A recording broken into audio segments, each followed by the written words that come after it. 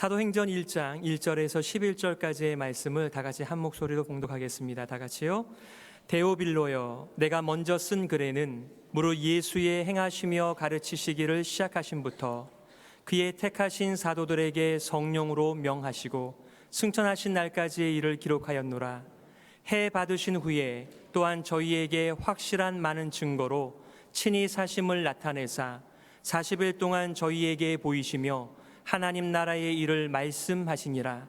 사도와 같이 모이사 저희에게 분부하여 가라사대 예루살렘을 떠나지 말고 내게 들은 바 아버지의 약속하신 것을 기다리라. 요한은 물로 세례를 베풀었으나 너희는 몇 날이 못되어 성령으로 세례를 받으리라 하셨느니라. 저희가 모였을 때에 예수께 묻자와 가로되 주께서 이스라엘 나라를 회복하심이 이때이니까 하니 가라사대 때와 기한은 아버지께서 자기의 권한에 두셨으니 너희의 알 바 아니요 오직 성령이 너희에게 임하시면 너희가 권능을 받고 예루살렘과 온 유대와 사마리아와 땅끝까지 이르러 내 증인이 되리라 하시니라. 이 말씀을 마치시고 저희 보는 데서 올리워 가시니 구름이 저를 가리워 보이지 않게 하더라. 올라가실 때에 제자들이 자세히 하늘을 쳐다보고 있는데 흰옷 입은 두 사람이 저희 곁에 서서 가로되 갈릴리 사람들아 어찌하여 서서 하늘을 쳐다보느냐. 너희 가운데서 하늘로 올리우신 이 예수는 하늘로 가심을 본 그대로 오시리라 하였느니라.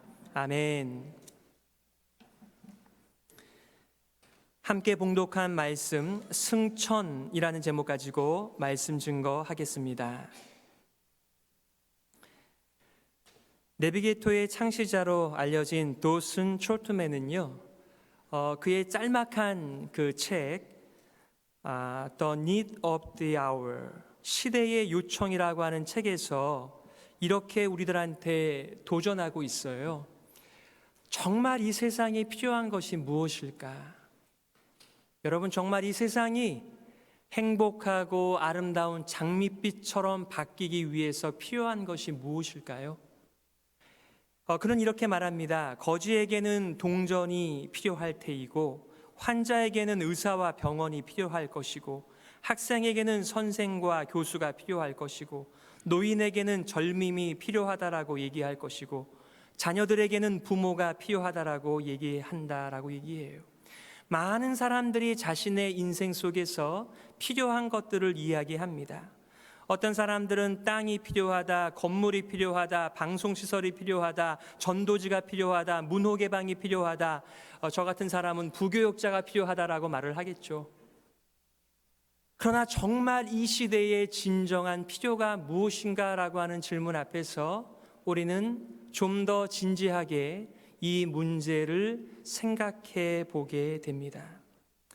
더군다나 요즘처럼 테러와 폭력과 전쟁과 난민과 홍수와 지진과 엘니뇨와 우리가 살아가는 세상만 몸살을 앓고 있는 것이 아니라 모든 인생들이 자신의 인생이 너무나 버겁고 무거운 짐 보따리를 한두 가지 이상씩을 다 메고 살아가는 이 시대 속에서 정말 무엇이 필요한 것 같습니까?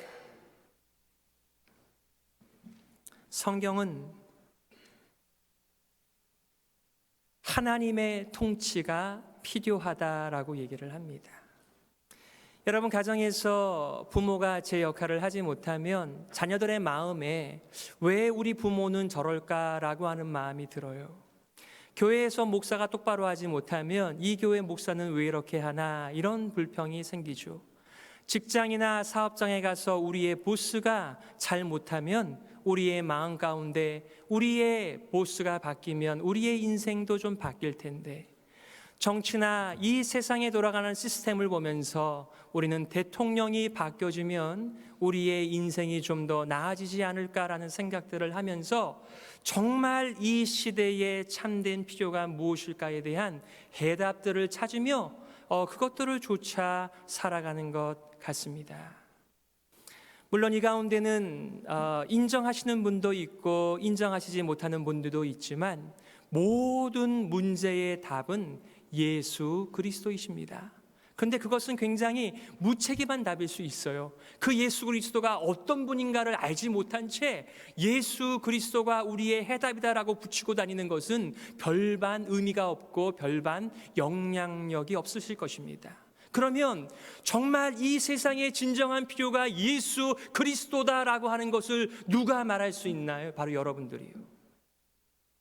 여러분들께서 나의 진정한 필요가 예수 그리스도라고 믿지 않고 살아가는 한 예수 그리스도가 정답은 맞는데 그것은 사람들에게 별로 유익하고 필요한 정답이 아니라는 사실입니다. 어떠세요? 정말 여러분들은 교회에 오래 출석하신 믿음의 사람답게 이 시대의 진정한 필요가 예수 그리스도 하나님의 통치라고 믿으시는 분들이십니까? 그렇다면 정말 여러분의 일상생활 속에서 정말 하나님의 그 통치, 하나님의 다스림 앞에서 겸비한 마음을 갖고 순종하는 삶을 살고 계신지요?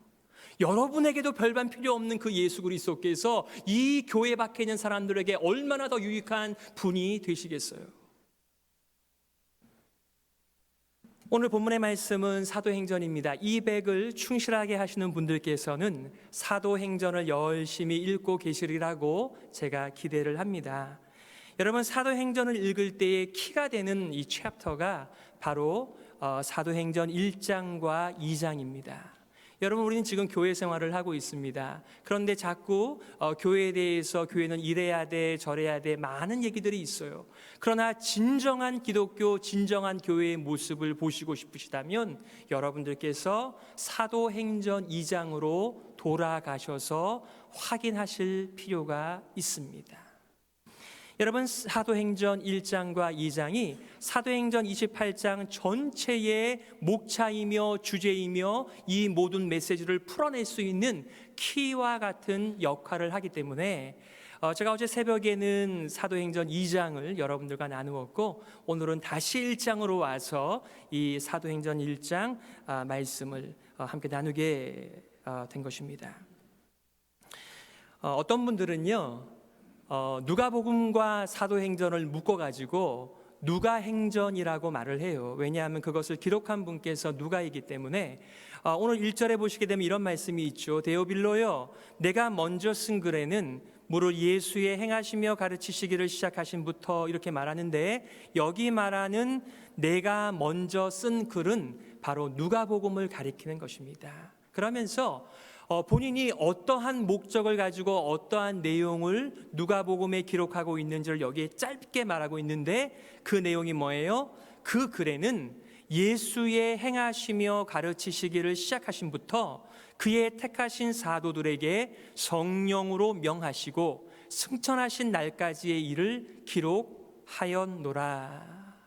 그러니까 누가복음을 여러분 보실 때 누가복음에는 예수 그리스도의 탄생과 그분의 사역과 그분의 고난과 죽음과 부활과 승천에 대한 메시지와 사도들에게 맡기신 하나님의 메시지가 그 누가복음에는 있구나라고 여러분께서 누가복음을 읽으시면 되겠죠. 물론 우리가 마태복음 다음에 마가복음, 마가복음 다음에 누가복음, 누가복음 다음에 요한복음을 읽으셔도 괜찮아요. 그러나 여러분들께서 좀 더 전체적인 맥락 속에서 읽고 싶으시다면 누가복음을 읽은 다음에는 요한복음이 아닌 사도행전으로 가는 것이 여러분이 한 책을 읽으시며 한 메시지를 들을 수 있는 좋은 방법이기도 합니다. 여러분, 오늘 본문의 말씀 속에서 사실은 많은 메시지가 들어가 있죠. 누가는 그렇게 긴 복음서의 내용을 달랑 2구절로 지금 서머라이즈 하고 있어요. 저는 여러분들에게 여러 가지 말은 아니지만 그래도 여러분들과 성경 전체에 흐르는 이 하나님 나라의 메시지를 이 시간에 잠깐 나누고 싶습니다. 사실 오늘 본문의 말씀은 크게 3가지로 볼 수가 있는데 1절부터 3절까지는 예수님께서 부활하시면서 40일 동안을 이 땅에 머무시면서 많은 증거들을 통하여 제자들에게 부활을 확증시켜 주시는 일들을 하십니다. 여러분, 우리가 그렇게 나쁜 별명을 붙여준 그 도마, 의심 많은 도마를 기억하시죠? 예수님께서는 도마를 찾아오셔서 도마야, 네 손을 나의 손과 나의 옆구리에 넣어보고 믿음 없는 자가 되지 말고 믿는 자가 되라라고 말씀하시면서 자신의 확실한 부활을 그들에게 보여주시며 인도하셨습니다. 여러분, 부활을 분명히 보았지만 그의 마음들이 예수님을 도망쳤다고 하는, 예수님을 배반했다라고 하는 그런 상실감에, 낙담 가운데, 절망 가운데 있어서 고기나 잡으러 가자 했던 그 제자들을 찾아가셔서 아침 새벽상을 차려주시고 베드로에게 너가 나를 사랑하니 나는 너를 사랑한다. 너는 나를 사랑하니 나는 너를 사랑한다. 내 어린 양을 먹이라. 내 양을 치라. 내 양을 먹이라라고 부탁하여 주시는 그런 예수님의 모습이 그 40일 동안에 들어가 있었던 것입니다. 그런데 오늘 본문의 말씀에서는 예수님께서 자신의 부활만 증거한 것이 아니라 중요한 메시지가 나옵니다. 3절 하반절에 하나님 나라의 일을 말씀하시니라 이렇게 말씀하세요. 이것이 1절부터 3절까지, 4절부터 8절까지는 성령의 약속, 성령을 기다리고 증인의 삶을 살라라고 하는 메시지입니다. 그리고 9절부터 11절까지는 예수 그리스도의 승천과 그 승천을 통하여 성령님께서 오시는 것이 2장으로 연결되어지는 전체적인 내용의 말씀드립니다. 먼저 예수님께서 부활하시면서 40일 동안 자신의 부활을 확실하게 설득력 있게 증거하셨을 뿐만 아니라 바로 그 일을 통해서 의심과 실망과 절망과 이렇게 어쩔 줄 몰라 하는 제자들에게 용기를 주시는 예수님의 아름다운 사역을 보게 돼요. 그런데 그뿐만 아니라 예수님의 중요한 역할은 그 40일 동안 하나님 나라의 일을 말씀하셨대요. 여러분, 하나님 나라에 대해서 좀 아십니까? 하나님 나라를 좀 아십니까? 예수님께서요, 공생애를 시작하시면서 첫 번째 메시지가 그거였어요. 회개하라. 천국, 하나님의 나라가 가까이 왔다. 그러면서 계속해서 말씀하시고 지금 올라가시기 직전에 총정리하는 시간이에요. 그러면서 하나님의 나라, 자신이 베풀었던 그 모든 기적과 표적과 메시지와 힐링과 이 모든 것들이 다 하나님 나라의 통치를 보여주는 일이었음을 다시 한번 제자들에게 상기시켜주는 모습을 저희가 부활하신 예수님의 사역의 중요한 키워드로 배우게 되는 것입니다. 본문에 나와 있지는 않지만 이 하나님의 나라와 이 언약의 문제를 놓고 여러분들과 짧은 시간에 좀 나누고 싶은 것은 제가 지난주 수요일에 여러분들과 나누었던 것입니다.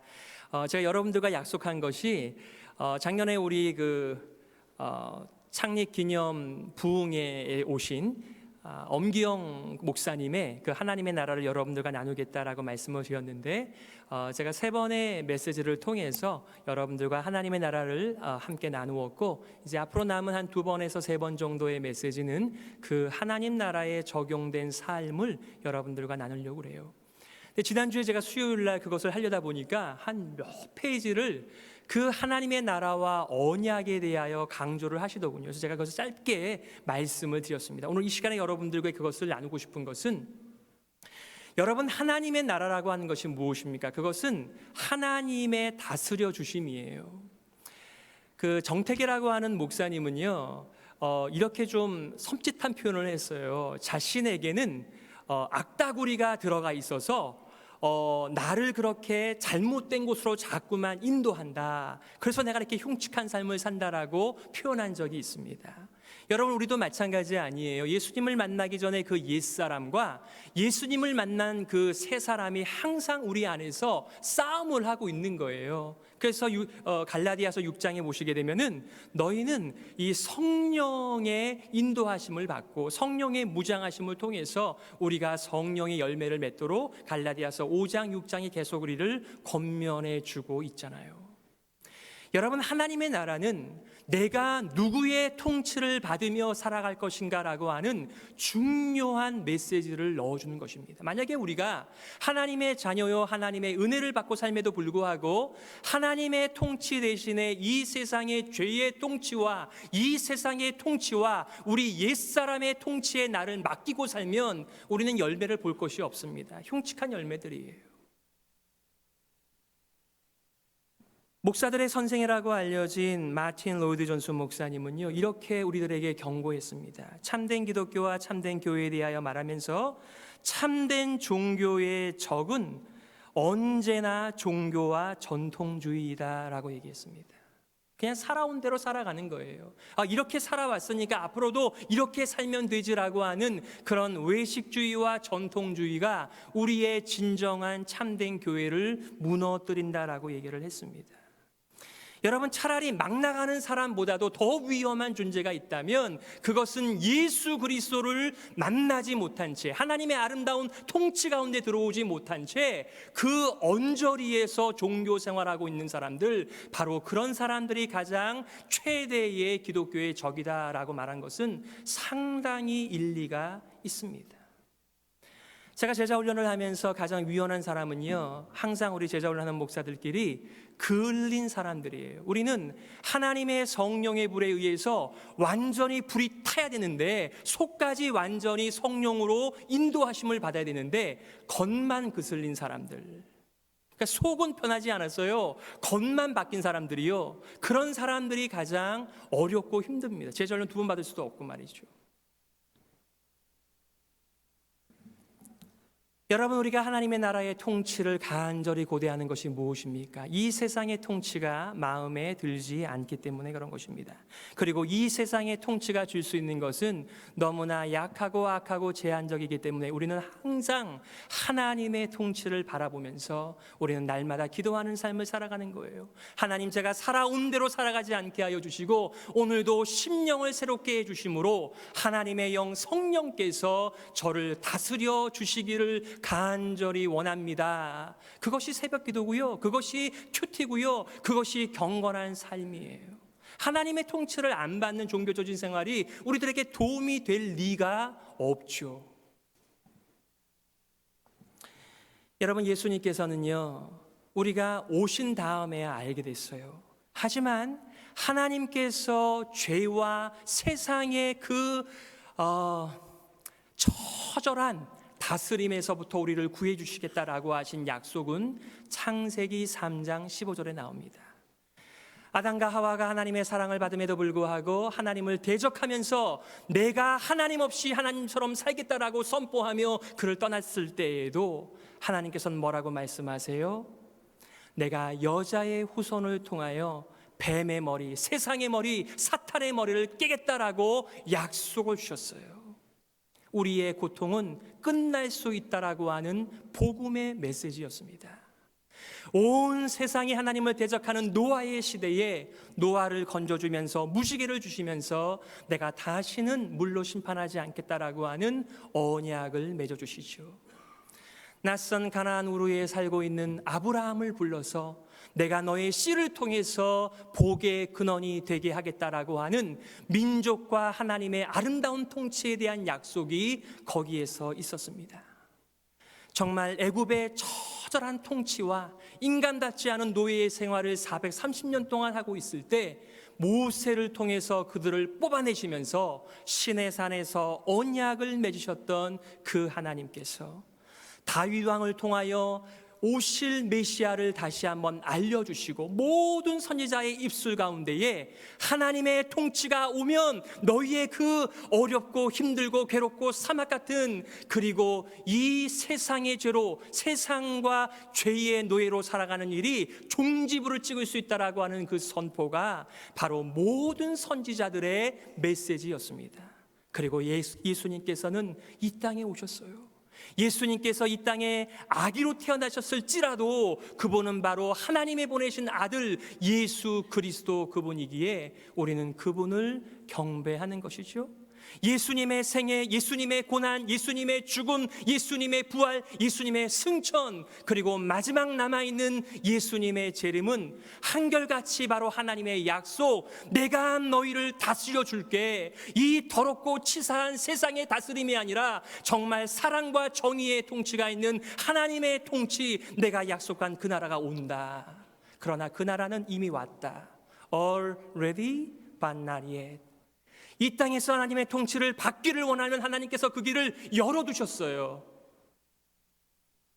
그 사람이 남자가 됐든 여자가 됐든 어린아이가 됐든 노인이 됐건 상관없이 정말 하나님의 통치를 받기 원하는 사람들은 그 길을 활짝 열어주시고 그 길로 오라고 허락해 주신 것입니다. 예수 그리스도의 이름으로 말이죠. 그러므로 우리가 이 시대의 진정한 필요가 무엇일까? 예수 그리스도라고 답하는 것은 충분하지 않아요. 저와 여러분들이 예수 그리스도 그분을 마음에 모시고 인생 가운데 모시면서 예수님으로 말미암아 오는 하나님의 통치 가운데 살아갈 때 예수 그리스도가 답이다라고 하는 것이 살아 움직여 역동되어지는 것입니다. 지금도 예배드리는 것도 마찬가지예요. 목사 보려고 교회 나오시는 거 아니시죠?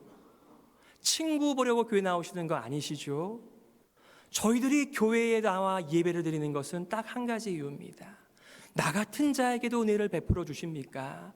나 같은 자도 예수님을 통하여 하나님의 그 아름다운 통치와 질서 가운데 들어갈 수가 있습니까? 그것을 믿고 감사하면서 나오는 것이 우리의 예배입니다. 그러므로 저와 여러분의 인생 가운데서 어떤 분이 이렇게 말씀하시죠. 제가 결석을 하게 되었습니다. 저한테 미안하실 거 없으세요? 저와 여러분에게 주신 특권들을 여러분들께서 마음껏 사용하시면서 이 온 세상은 하나님의 통치 없이 살아보려고 하는 나름대로의 노력을 가지고 살아가지만 여기에 모인 모든 진정한 그리스도인들은 하나님의 통치 아니면 해결책이 없습니다.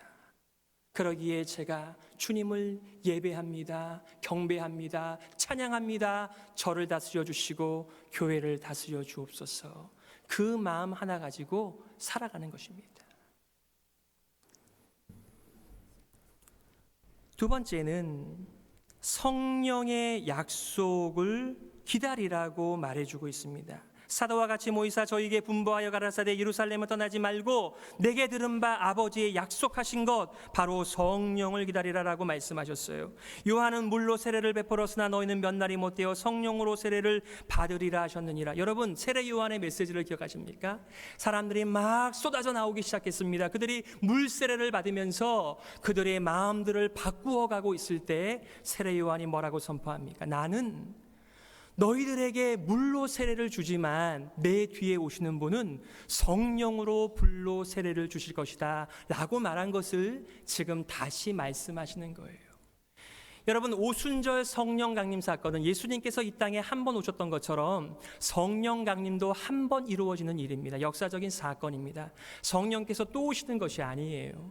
그런데 말이죠, 예수님께서 십자가에 처형된 이후로 이제 50일이 지난 것이 오순절 아니에요? 6월절부터 50일이 지난 그 맥추절이라고도 하고 77절이라고 하는 그 오순절날 성령께서 오시잖아요. 예수님께서는 제자들에게 예루살렘을 떠나지 말고 성령께서 오실 때까지 기다리라라고 말씀하고 계세요.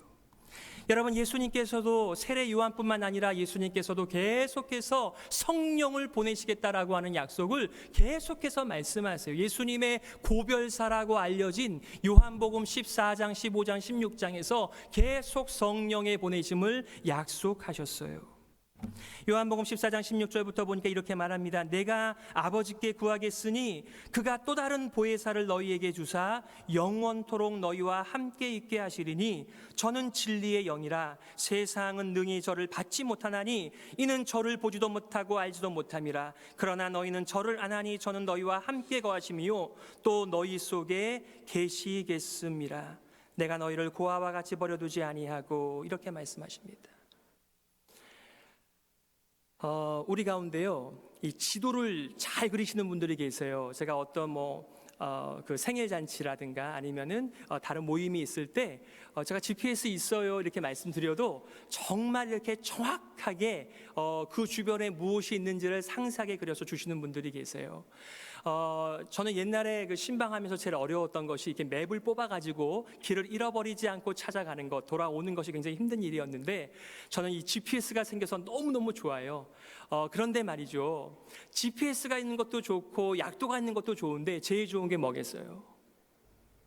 내가 너랑 같이 가줄게. 내가 가봤어. 그러면요 아무런 걱정이 없어요. 그분께서 오른쪽 왼쪽 직진 이것만 말해주면 무슨 어려움이 있겠어요. 마찬가지예요. 저희의 삶 가운데 하나님의 능력, 하나님의 지혜, 하나님의 은혜만 우리한테 떨구어 주시는 것이 아니라요, 하나님께서 정말 우리들에게 주신 최대의 선물은 내가 너랑 같이 있겠다, 이것입니다. 너희가 하나님의 성전인 것과 하나님의 성령이 너희 안에 거하시는 것을 알지 못하느뇨. 우리는 혼자 있으면 안 됩니다. 그런데 이 하나님의 영, 그리스도의 영, 진리의 영, 간구의 영이신 성령 하나님께서 우리와 함께 계시며 떠나지 않으시겠다라고 약속 주시며 하나님의 통치가 그 길을 통해서 오는 것을 여러분 아세요? 우리가 이 세상의 통치 대신에 하나님의 통치를 따라 살아간다면 이 세상은 마지막을 향해 달려감에도 불구하고 더 희망이 많아질 것입니다. 그리고 교회는 더 문이 열려져서 정말 교회에 다니는 사람들에게는 인생의 확고한 목표와 인생의 목표와 그들은 갈 곳을 알고 살아가는 사람이라고 하는 참된 매력이 메시지가 될 것입니다. 그런데 교회 출석하시는 분들에게도 인생이 희미하고 그들이 어디로 가는지 모르고 확신 대신에 의심과 절망들이 더 우리의 삶을 통치하고 있다라고 한다면 우리는 문자적으로 실제적으로 복음을 전할 찬스를 별로 얻을 길이 없어요. 그러므로 여러분, 예수님께서 제자들을 향하여 하신 말씀을 잘 기억해 보세요. 그들을 파송하시기 전에 너희가 성령에 약속하신 것을 기다리라 라고 말씀하시면서 오직 성령이 너희에게 임하시면 너희가 권능을 받고 예루살렘과 온 유대와 사마리아와 땅끝까지 이르러 내 증인이 되리라 하시니라. 어디에 가는 게 중요한 것이 아니라요, 우리가 어디에 있든지 바로 예수 그리스도의 증인으로 살아가는 것이 우리 모든 크리스찬들, 하나님의 은혜를 받은 사람들의 삶의 목표요, 우리의 깃발이요, 우리의 생애의 목표요, 이 세상의 진정한 필요라고 하는 것을 여러분 아시죠? 그러면 그렇게 사셨으면 좋겠어요.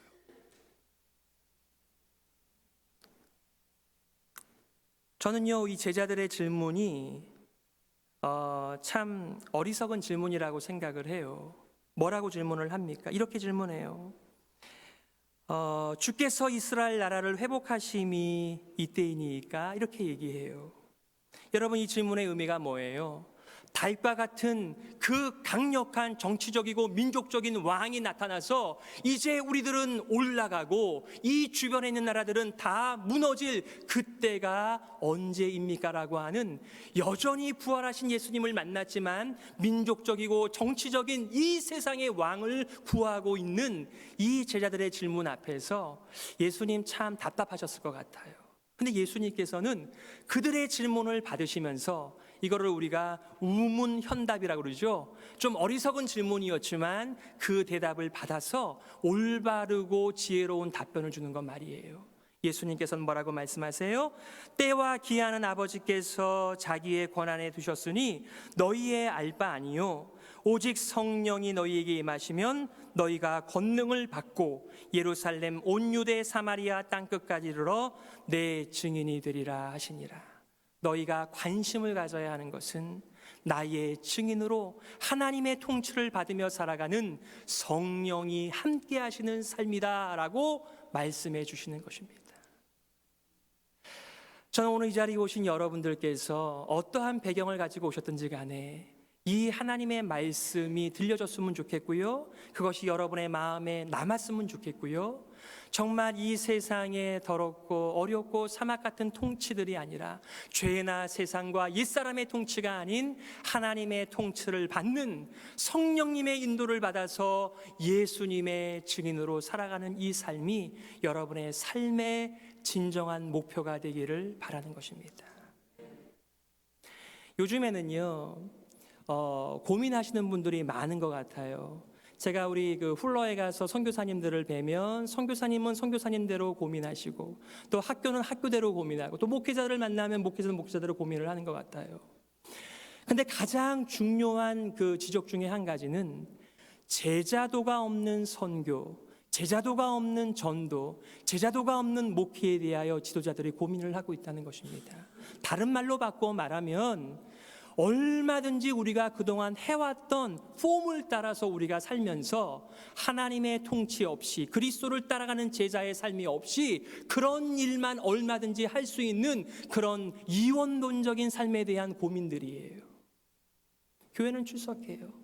성경도 읽어요. 많이 알아요. 봉사도 해요. 그러나 정말 그의 중심에서부터 이 세대의 이 세상의 진정한 필요는 하나님의 나라, 하나님의 다스려 주심입니다 라고 말하면서 예수님을 쫓아가는 진정한 제자도가 결여되었다라고 하는 고민들이에요. 어떠세요? 여러분들은 정말 예수님을 쫓아가는 삶을 살아가고 있습니까?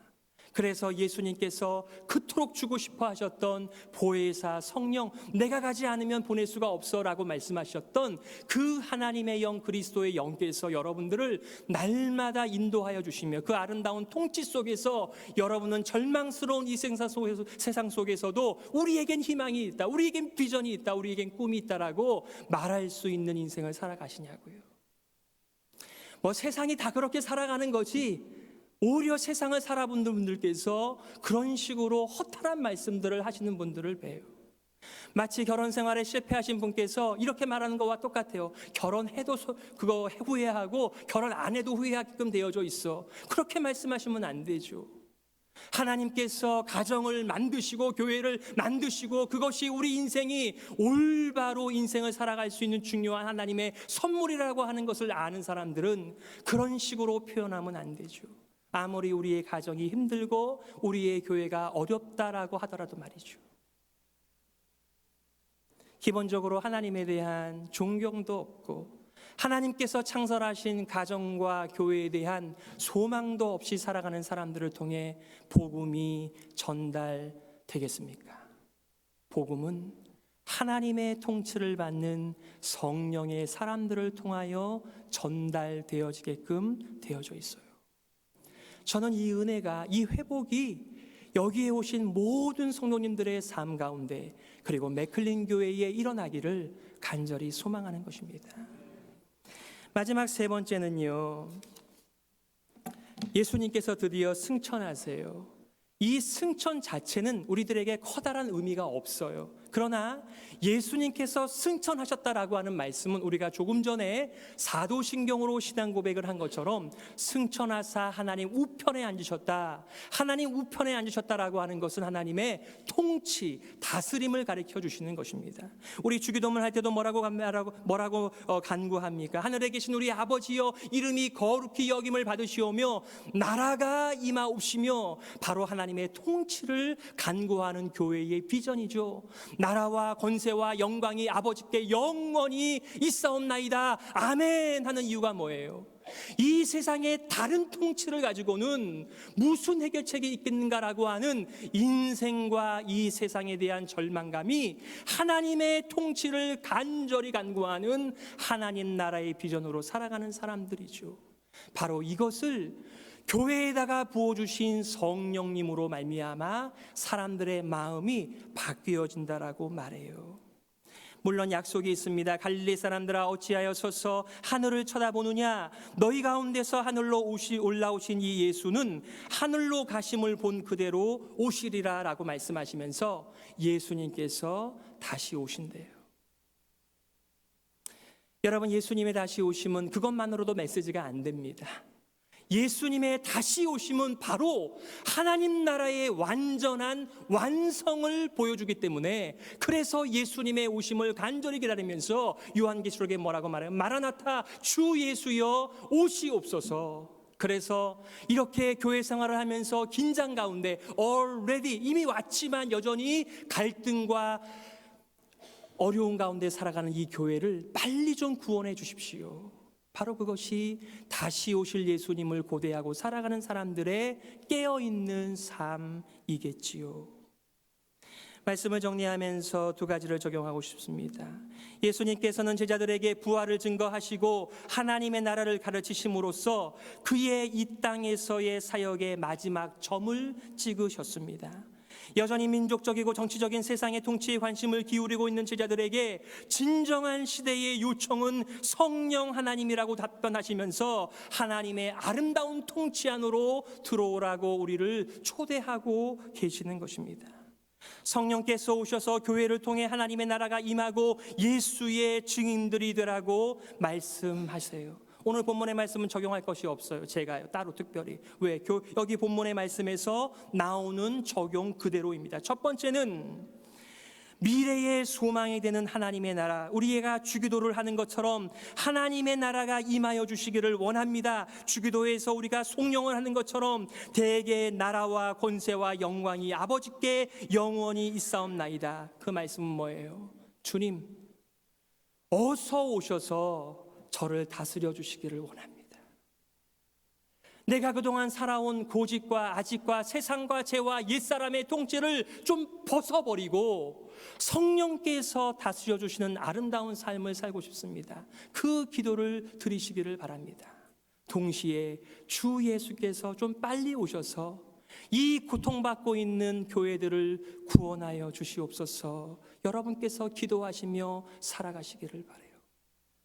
두 번째는 현재의 삶 속에서 믿음과 복음을 붙들면서 성령과 더불어 함께하는 증인의 삶을 위하여 간구하시기를 바랍니다. 하나님 아버지, 제가 이 세상에 취하여 살아가지 않고 특별한 미국의 삶을 즐기지 않고 오직 깨어 있어서 예수 그리스도의 증인으로 살게 하여 주옵소서. 이것이 오늘 본문이 말씀하고 있는 우리들을 향하신 진정한 적용의 메시지이죠. 여러분, 그리스도인들은요, 밥맛 없는 재수 없는 사람은 되지 말아야 되겠지만 조금 진지할 필요가 있어요. 무슨 얘기인지 아세요? 이 세상의 사람들이 희닥거리면서 인생을 가볍게 여기며 살아갈 때 우리는 시편 1편에 나와 있는 물가에 심겨진 나무처럼 인생을 진지하게 바라보며 정말 고통받고 있는 세상과 사람 속에 무엇이 정말 필요한 것일까라고 질문하며 살아갈 필요가 있습니다. 왜요? 아무도 그 고민 안 하니까.